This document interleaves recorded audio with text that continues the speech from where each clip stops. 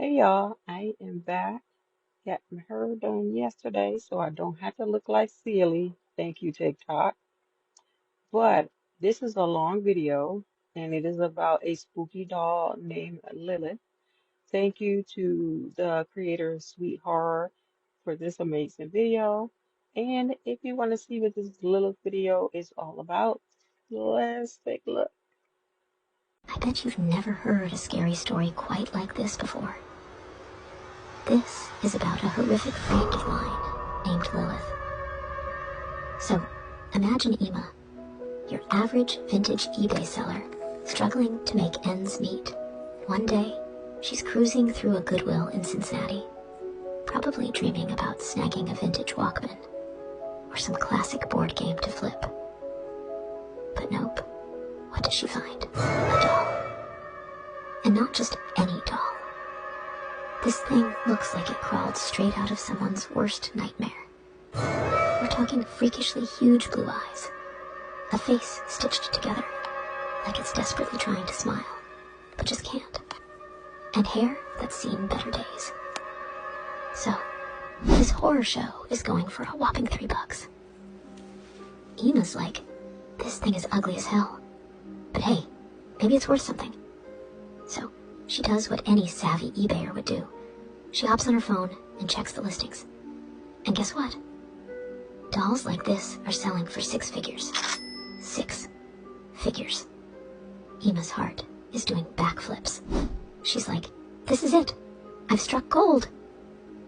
She heads to the counter, and the cashier, who looks like she's survived 3 straight days of bad customers, takes one look at the doll and recoils like Ema just slapped down a dead rat.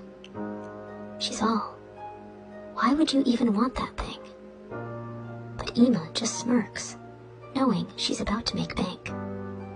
She gets home, throws that monstrosity up on eBay, and starts a 5-day auction. And wouldn't you know it, the bids start rolling in like crazy. By day 5, the price has reached a whopping $100,000 and is still climbing. Ema's already planning her trip to the Bahamas when she gets a message from some anonymous account. How long have you had the doll? Ema's like, about a week. And the mystery person hits her back with, check for white hair. She's confused, but curious. So she checks the doll. No white hair. She responds, the doll doesn't have white hair. And the next message, oh, it's a doozy. Not the doll. Check your hair. Ema rushes to the mirror, and bam, she's got white streaks in her hair. But that's not all. Her face looks like it's aged 10 years overnight. Wrinkles popping up in places she didn't even know could wrinkle. Panicking, she fires off another message.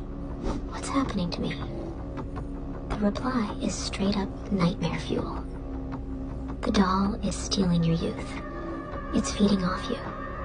And all those eBay bidders, they're witches trying to claim your youth through the doll. Ema's losing it now. Full-on freak-out mode. She's like, what do I do? Then, the winning bidder hits her up. I'm coming to get my youth doll. And suddenly, her phone blows up. eBay messages from all those so-called buyers, aka witches, swarming in. Each claiming they're coming to her house with better offers.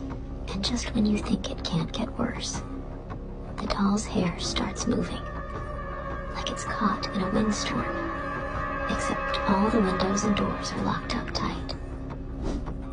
Then, she hears this creepy laughter outside, followed by a hard knock on her door. A voice calls out, I'm here. Her phone dings one last time with a message from that anonymous account. One word. Run. Run.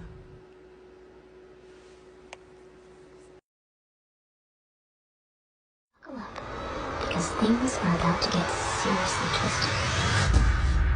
If you thought Ema's story about her $3 doll was creepy before, it's about to go somewhere even darker. So picture this. Emma's sitting, her phone lights up with one single word. Run.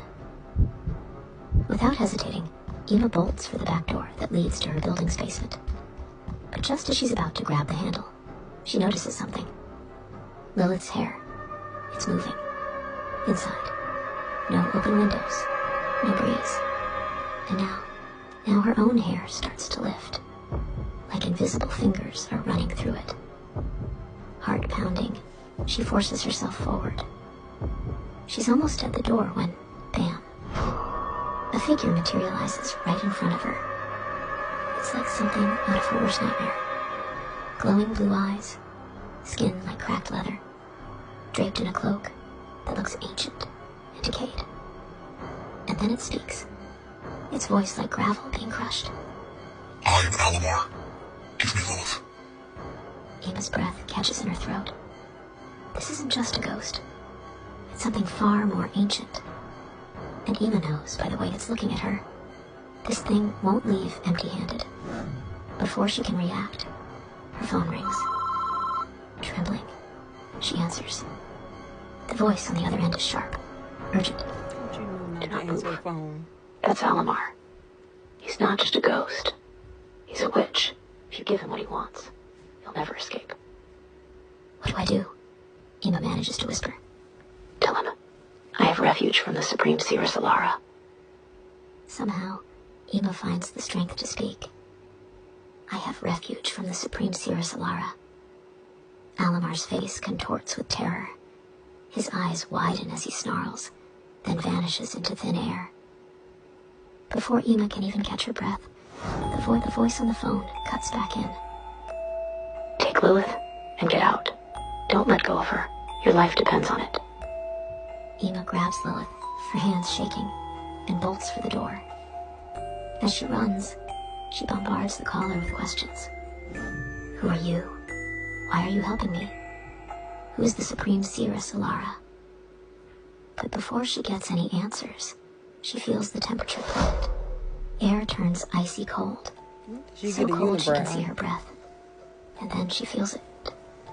Something dark. Something sinister creeping closer.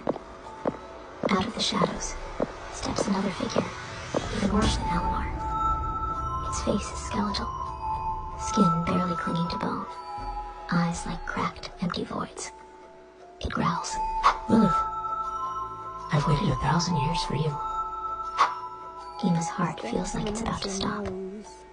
But before she can give in to panic, the voice on the phone returns.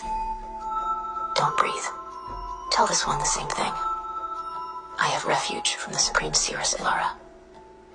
Emma forces the words out, shaking as she speaks.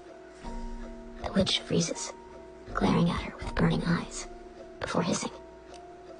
If Alara is protecting you, your days are numbered. Holding her breath, Emma steps past the witch, barely able to keep from collapsing under its gaze. But just as she's almost clear, the witch smirks, its voice full of malice. Your transformation is almost complete. Terrified, Emma runs outside, panting. Her chest heaves as she skids to a stop by a window, and her reflection, it's not hers anymore. Her face, cracked, decayed, older, monstrous.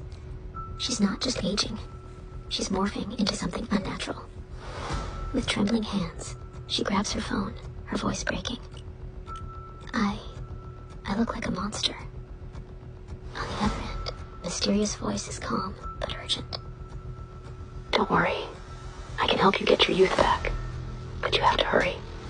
Powerful witches are closing in on you. Suddenly, a shadow shifts, and another figure emerges. This one is almost human in appearance, but somehow worse. Its eyes too sharp, its smile too wide. The voice that comes from it is unsettlingly smooth. I need Lilith's power. Give her to me now. The voice on the phone snaps. Emma, say the magic words now. It won't hurt you if you do. Emma's shaking, her fingers cold, her mind racing. She's ready to call on the Supreme Seeress Alara again, but something about the offer stops her. Her voice cracks. Why? Why do you want Lilith? Won't she steal your youth too? Or do you want to use her for something else? The witch before her chuckles. No. Lilith doesn't just steal youth. The witches, we don't care about that. Lilith will give you power. She'll make you stronger than you ever imagined. The voice on the phone hisses urgently. Ema, get rid of her now. The others are almost there. But Ema stands firm. Confidence. She said, I'm protected by the supreme seeress Alara. The witch's smile widens, chilling to the bone. That's funny, the witch said, her voice a whisper of menace. Because I am the seeress Alara. The phone line goes dead for a second before the voice on the phone comes back, filled with panic. Ema, one word,